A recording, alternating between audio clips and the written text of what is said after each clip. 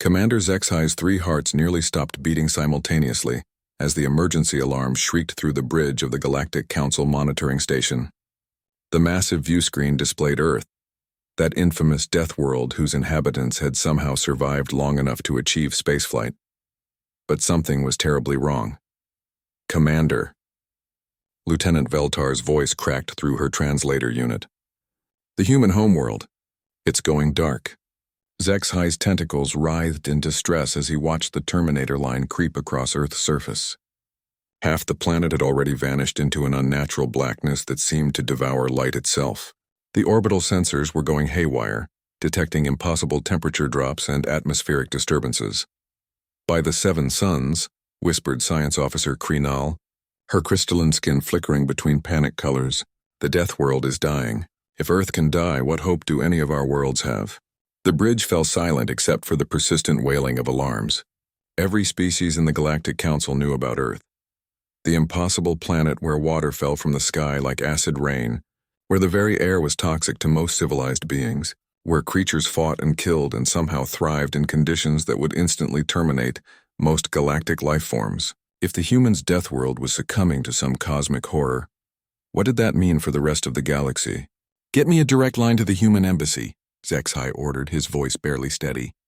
"If their world is under attack by some unknown force, sir." The communications officer's antennae were vibrating with excitement.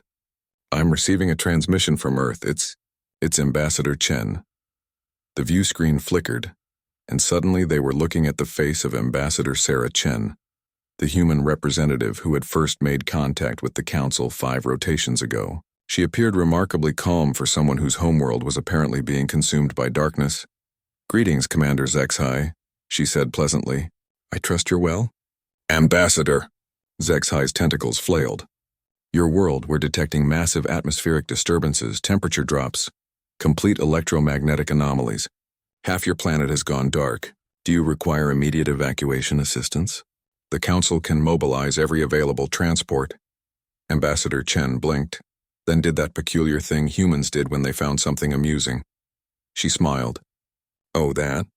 Commander, I think there's been a misunderstanding. Earth isn't under attack.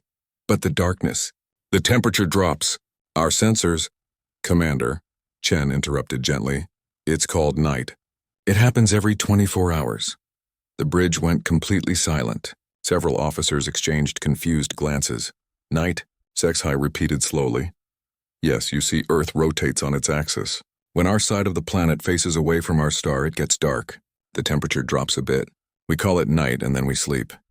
Science Officer Krenal's skin had shifted to a deep purple of confusion.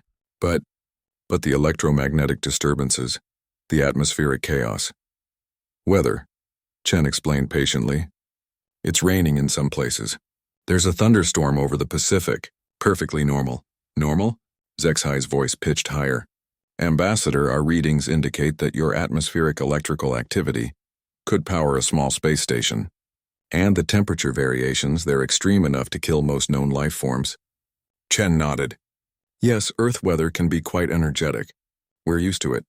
Lieutenant Veltar spoke up hesitantly. "But Ambassador, how do your people survive when your world becomes dark and cold? Surely you have planetary heating systems. Underground bunkers? Well, some of us do go inside when it gets too cold. Most of us just put on warmer clothes, or we make fires. And we sleep when it's dark. It's actually quite restful." The entire bridge crew stared at the screen in stunned silence. Finally, Commander Zexai found his voice. "You sleep in the darkness while your world grows cold?" "Every night," Chen confirmed cheerfully. "Has been working out pretty well for us for the past few 100,000 years." Science Officer Krenal's skin had gone completely white. "Ambassador, with respect, your species is terrifying." Chen laughed, another one of those distinctly human sounds. "Oh, come now. We're really quite friendly once you get to know us." "Friendly?" Zexai's tentacles were trembling. "Ambassador, you're telling me that every single day, your entire species willingly becomes unconscious while your death world plunges into freezing darkness, filled with electromagnetic storms, and you consider this normal?" "Well, when you put it like that," Chen mused, "I suppose it does sound a bit dramatic. But honestly, it's quite peaceful. Some of our best thinking happens in the quiet hours of darkness." "And children?" whispered Lieutenant Veltar. Your younglings survived this daily apocalypse? Oh yes. Though sometimes they need nightlights, small artificial suns, to help them feel comfortable in the dark. They usually outgrow the need for them. Commander Zexhai realized he was hyperventilating through all three of his respiratory orifices. Ambassador, I need to lie down. Of course, Commander. You should get some rest. Maybe try sleeping in the dark sometime. You might find it surprisingly refreshing. As the transmission ended, the bridge remained in stunned silence. Finally, Science Officer Krenol spoke in a voice barely above a whisper. Every day. They do this every day. Voluntarily. No wonder they're the most feared species in the galaxy, muttered Lieutenant Veltar. Commander Zexhai slumped in his command chair, all three hearts beating irregularly. And we were worried about them joining the Council. We should be worried about everything else in the universe. On the view screen, Earth continued its serene rotation. Half shrouded in that terrifying darkness its inhabitants called night, while billions of humans peacefully slept through what any rational species would consider a daily extinction event. In the depths of space, other monitoring stations received similar reports. The word spread quickly through the galactic community. The humans weren't just survivors of a death world, they were so adapted to it that they didn't even notice when their planet tried to kill them twice a day. The reputation of Earth grew a little more terrifying that day.